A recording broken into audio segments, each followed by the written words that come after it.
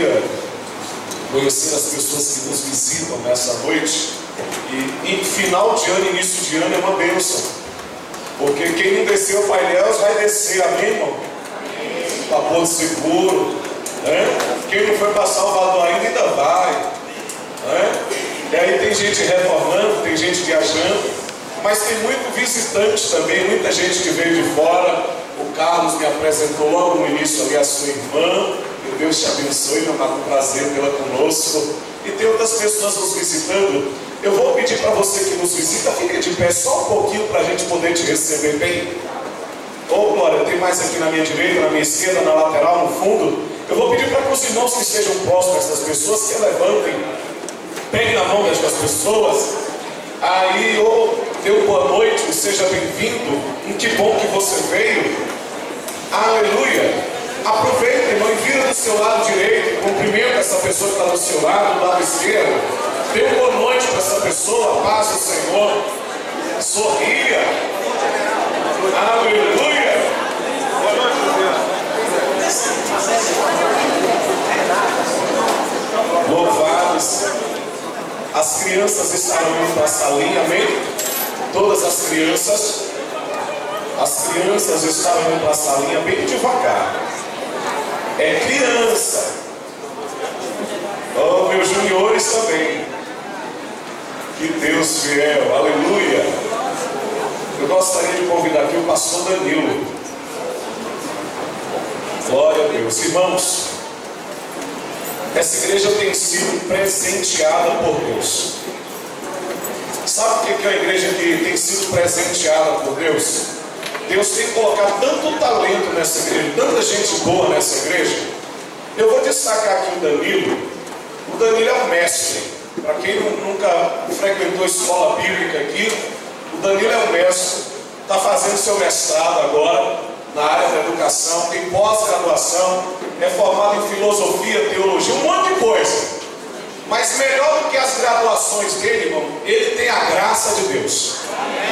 E ele é o nosso coordenador de ensino. É a pessoa que nos coordena na área de ensino dessa igreja. E se você não frequenta escola bíblica, não frequenta o culto de domingo pela manhã, eu vou lhe fazer um desafio esse ano.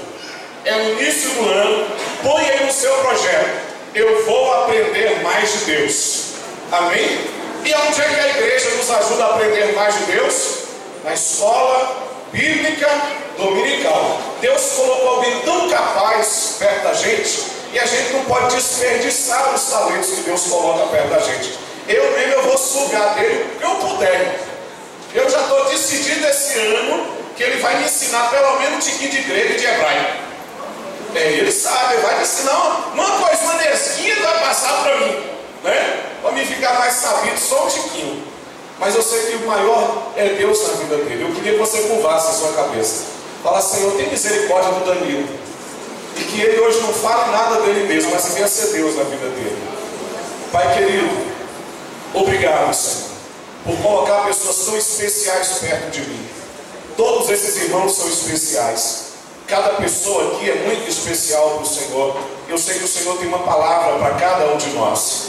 Fala conosco, Pai, precisamos ouvir a Tua voz. Usa Teu servo como lhe apraz e como lhe convém. No nome de Jesus, amém. Paz do Senhor, irmãos. Amém? Irmãos, depois de uma propaganda dessa, fica difícil pregar, hein? Glória a Deus, né? Amém. Toda honra e toda glória seja dada ao Todo-Poderoso Deus. Amém, queridos irmãos? Eu queria convidar os irmãos a se colocar de pé, só por mais uma vez, por favor, para nós fazermos menção à palavra de Deus. Desde já, eu queria dar um feliz ano novo a todos que nos visitam aqui, né? A quem nós vamos encontrando no mês de janeiro, nós vamos falando, né? É impressionante isso é automático. Nós aqui, brasileiros, somos uma bênção. Queridos, eu quero convidar você a abrir o texto da Bíblia, Marcos, por gentileza, Evangelista Marcos, capítulo de número 4, versículo de número 35. É um texto muito lido, muito partido. Nós ouvimos, vocês também já devem ter ouvido muitas pregações sobre este texto, Marcos, capítulo 4, versículo 35, que fala sobre Jesus apazigua a tempestade. Louvado seja Deus. Louvado seja o nome do Senhor. Se o Senhor puder dar um pouquinho mais de som aqui, por gentileza. Glória a Deus. Nós vamos pregar aqui sobre esse texto da Escritura. Marcos capítulo 4, versículo 35. Quem encontrou, diga graças a Deus.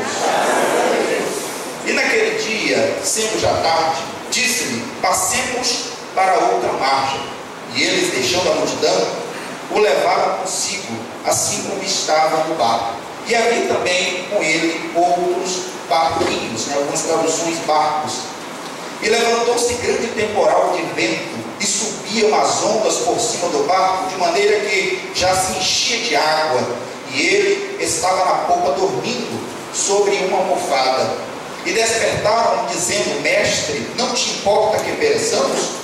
E ele, despertando, repreendeu o vento, e disse ao mar: cala-te, e aquieta-te.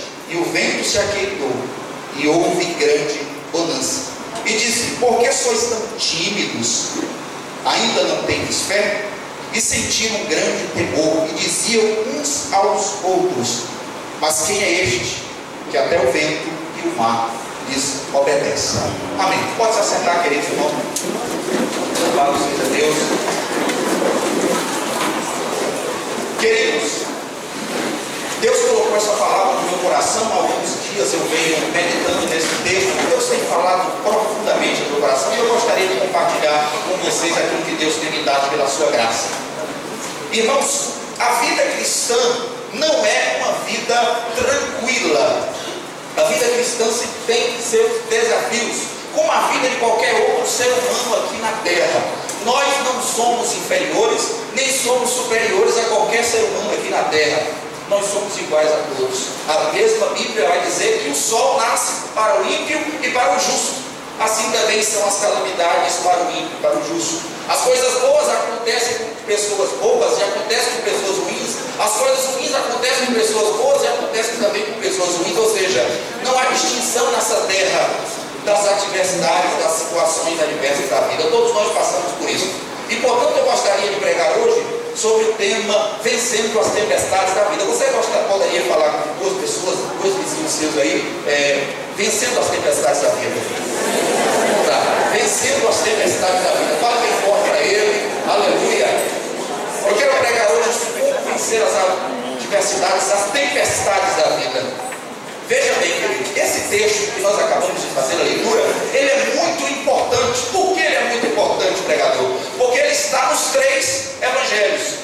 Está no Evangelho de Mateus, no capítulo número 8, versículo 23 a 27, menciona esse fato que ocorreu lá no Evangelho de Mateus. Mateus registrou esse fato que ocorreu.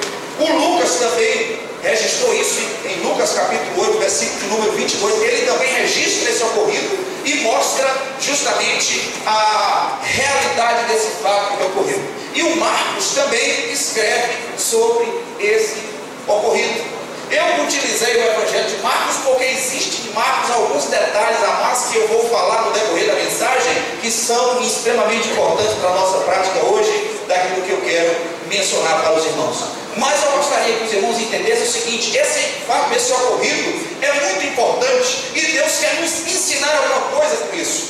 Todas as palavras na Bíblia, elas não estão lá por acaso. Todas as mais que pareçam mais estranhas passagens da Bíblia, eles têm um significado, têm um sentido, têm um porquê. E quando nós averiguamos aquele texto fala conosco. Aquele texto tem algo para falar com a gente. Aquele texto quer abençoar a nossa alma, abençoar a nossa vida. E nós precisamos tão somente estarmos atentos a esse texto.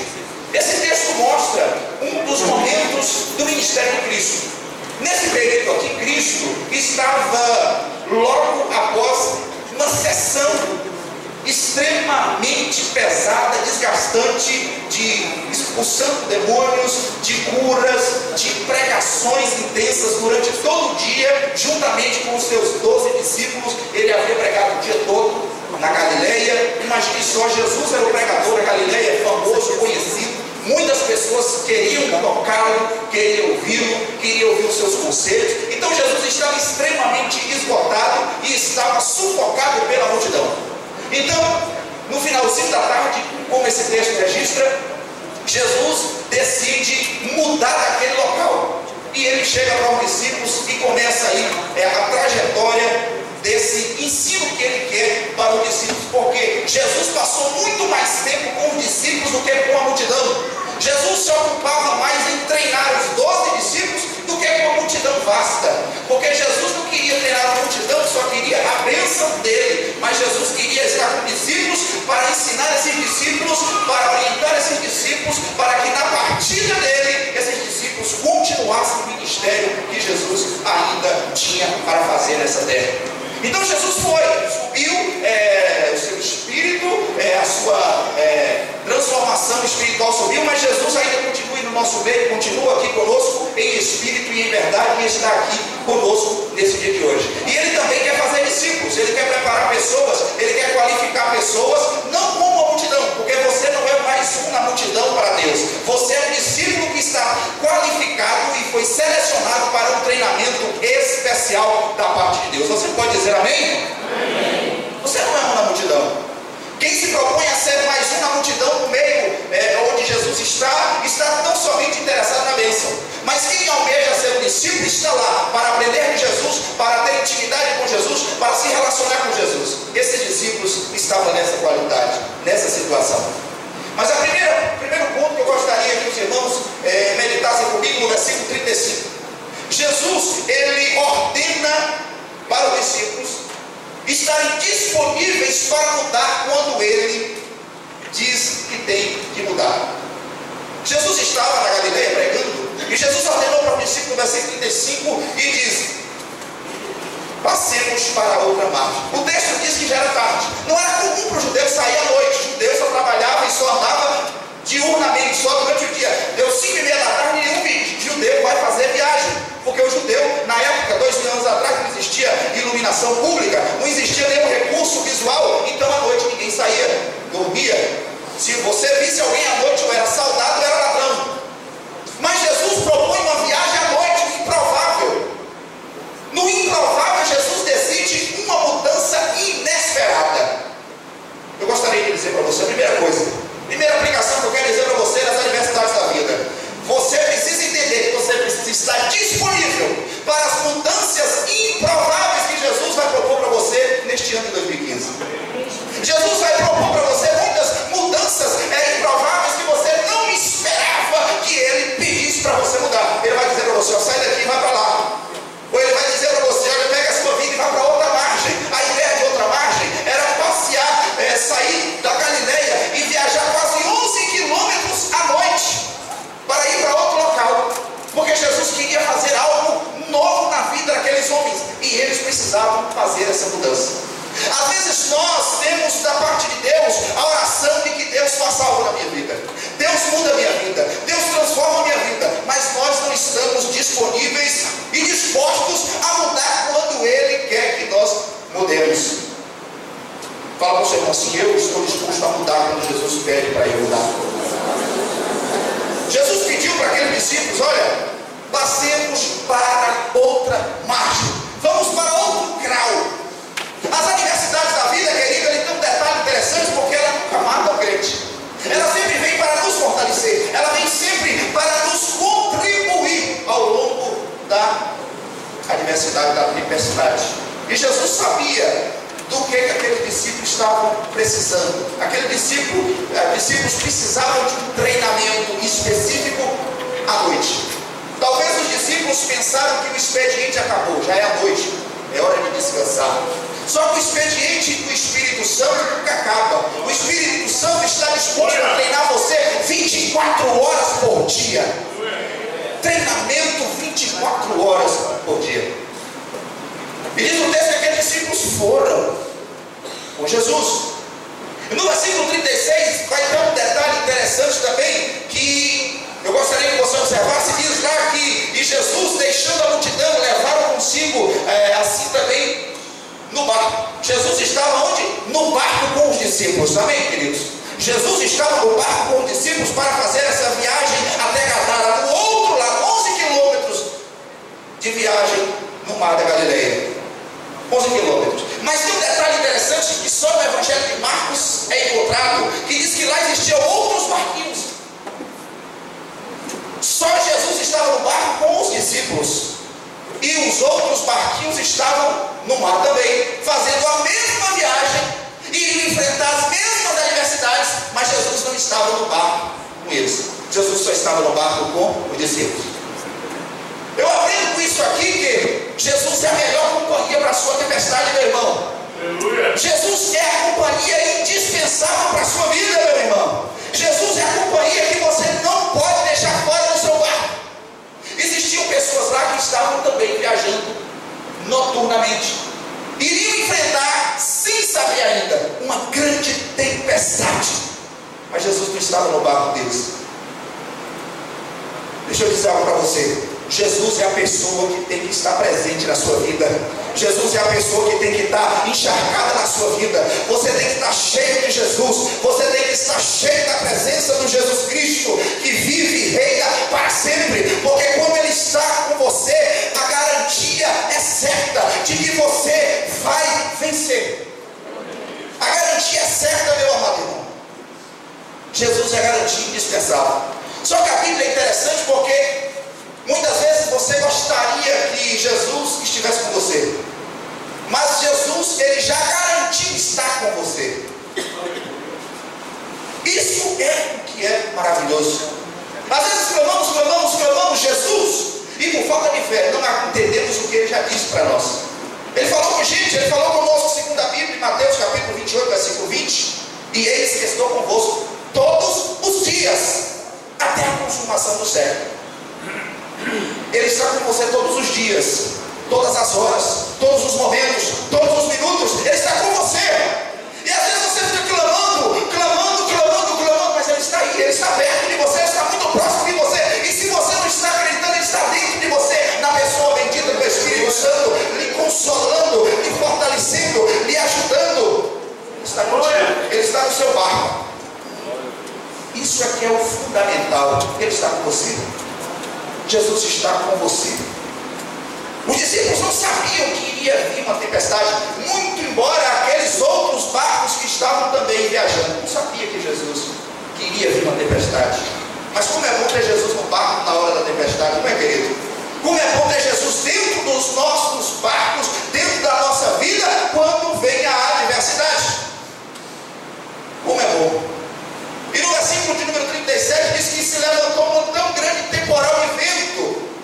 E é interessante o vento naquela região, porque o mar da Galileia, embora que a Bíblia diga que é mar, lá não é mar, lá é um rio, chamado Rio da Galileia. Mas é chamado de mar porque é muito grande, é 11 quilômetros de largura por 22 quilômetros de comprimento, é muito grande. E lá há ondas de vez em quando, porque é coberto de rochas e de montanhas lá no mar da Galileia, e acima dessas montanhas existe um deserto. Então vem o vento do calor do deserto e embriaga-se com o frio das montanhas misturado com o rio, e aí gera redemoinhos dentro da água, o que faz com que isso sugue os barcos que estão passeando ou viajando naquela região. É muito comum aquilo lá. Mas os discípulos não estavam sabendo que iria acontecer isso naquele momento, naquela hora. E diz a Bíblia que levantou uma tempestade.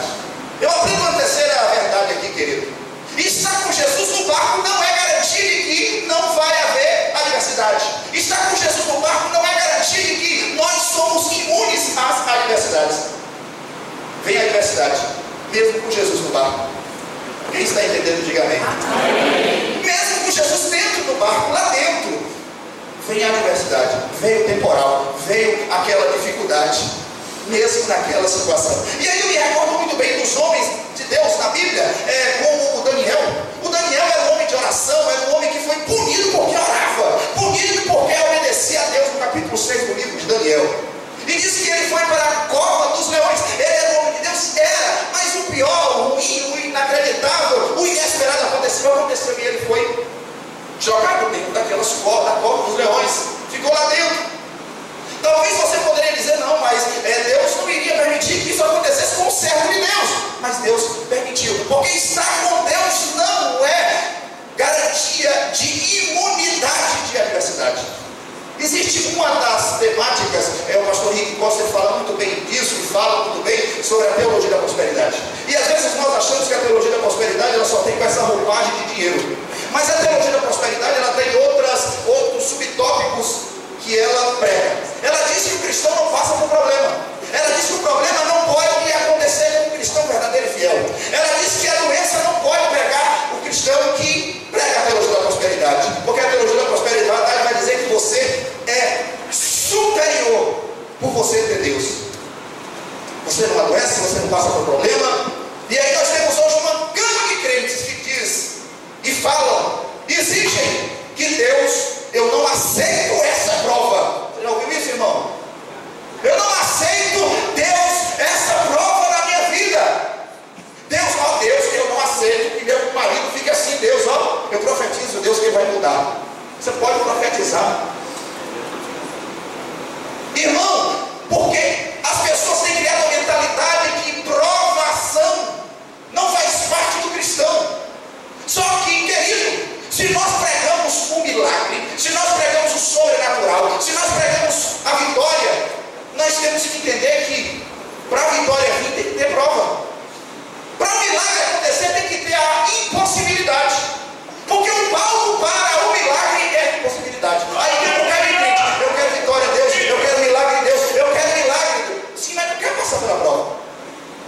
Você quer o resultado que é a vitória, mas não quer a adversidade que é proposta antes da prova. Nós temos que entender, querido, olha, Deus vai dar muita vitória para você esse ano, amém? Amém. Eu vi muito fraco, irmão. Deus vai dar muita vitória para você esse ano, amém, irmão? Amém. É isso que eu gostaria de ouvir. Se você quer vitória na sua vida, espere provas. Porque para a vitória chegar, tem prova primeiro. Porque senão nunca vai ser vitória. Você nunca vai perceber que a vitória chega. Por quê? Você não passou por nada. Mas quando você passa pela provação, aí você percebe quando a vitória chega na sua vida. Aí você percebe. Aí você percebe. Esses discípulos, queridos irmãos, eles nunca iriam saber o sentido daquela tempestade. Nunca iriam saber o sentido daquela tempestade se eles não estivessem dispostos a estar com Jesus no barco para enfrentar o que vier. O que vier, nós iremos enfrentar com Jesus. Estar com Jesus não é tão fácil. Você veja outro exemplo: Sadraque, Mesaque e Abidnego, Ananias, Misael e Azarias, que eram os nomes deles anteriores, eles foram para a fornalha de fogo ardente por ser fiel a Deus. O que eles fizeram, pregador, para ir para a fornalha? Eles não fizeram nada. Imagine só, queridos, que não existiam só eles três lá na Babilônia como judeus. Não existiram várias repatriações do rei Nabucodonosor com o seu soldado general Nabuzarada, que trouxe várias deportações de vários homens que lá Jerusalém estava cheio de judeu na Babilônia. Todos os judeus dobraram o joelhão e adoraram a estátua. Somente 3 horas. Agora imagine a cena: mais de 1 milhão de pessoas dobraram os joelhos. E só 3 jovens de mais ou menos 15, 16 anos de idade, 18 mais ou menos, eles eram novos na época, joelhos dobrados, de pé, na verdade. Imagine que cena maravilhosa. E eles não se dobraram, e por isso eles foram punidos, e eles foram para a cova. Mas quando aconteceu aquilo lá, disse que o rei Nabucodonosor percebeu que não só estavam 3, mas estavam 4 pessoas lá dentro. E diz que os homens que jogaram eles 3 lá dentro foram fulminados.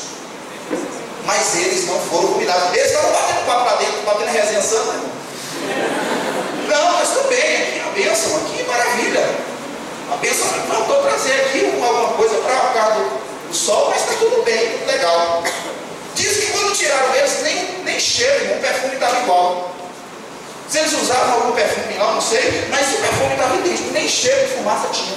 Porque Deus lhe faz ir para a aprovação e lhe tira da aprovação sem trazer prejuízo nenhum para a sua vida.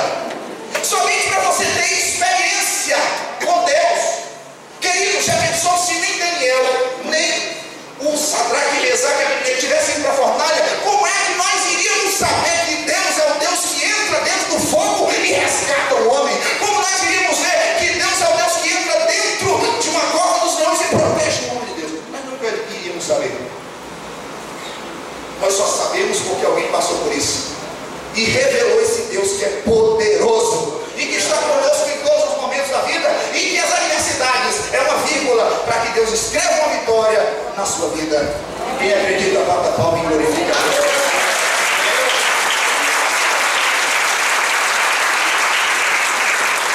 Glória a Deus. Que maravilha.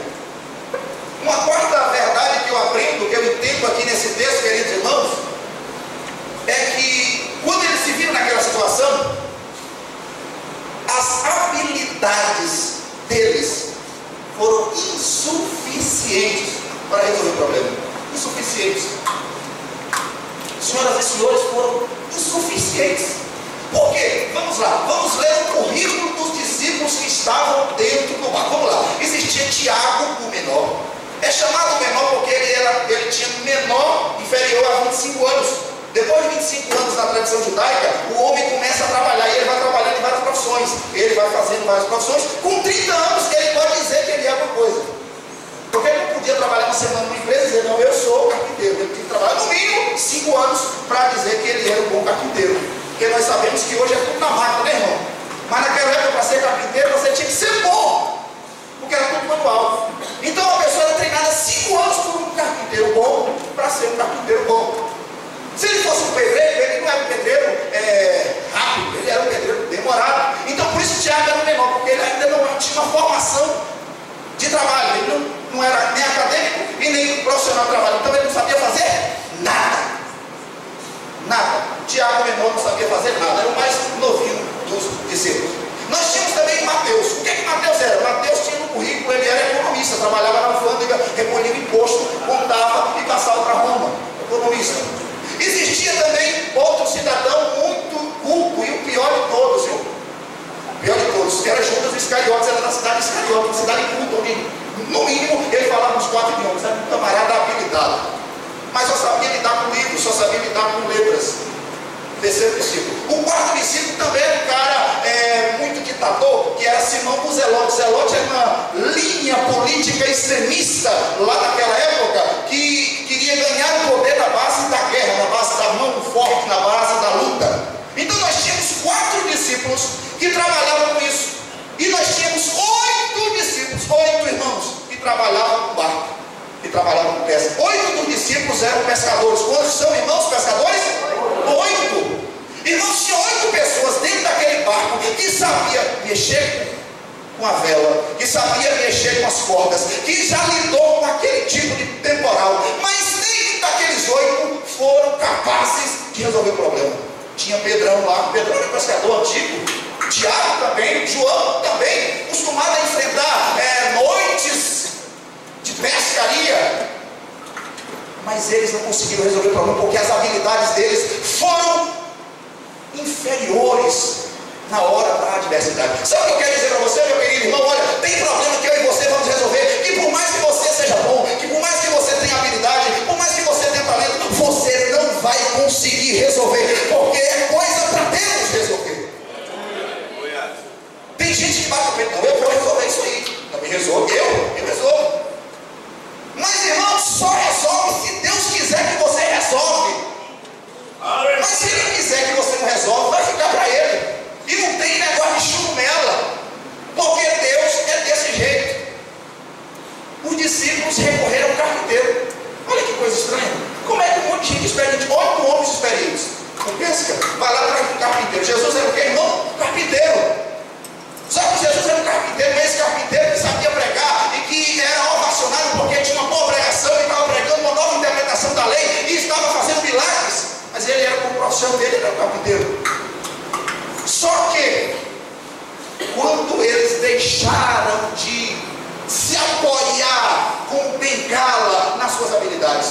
nas suas profissões, nos seus talentos. Quando eles se absteram de tudo isso, quando eles se abdicaram das suas habilidades, dos seus talentos, dos seus dons, e foram lá chamar Jesus, eles estavam deixando uma mensagem clara que eu quero que você entenda agora. Qual é a mensagem clara, pregador? Eu quero ver uma ação de Deus na minha vida. Quando eu e você, queridos irmãos, achamos que nós não temos mais capacidade e recorremos a Deus, nós estamos querendo dizer para Deus: Deus, chega do eu, chega de mim, chega de minhas habilidades, eu quero ver o Senhor fazer a obra, eu quero ver o Senhor trabalhar. Irmãos, nós estamos precisando nesses últimos dias de pessoas que estejam dispostas a deixar Deus trabalhar na sua vida na hora da adversidade, porque as pessoas, elas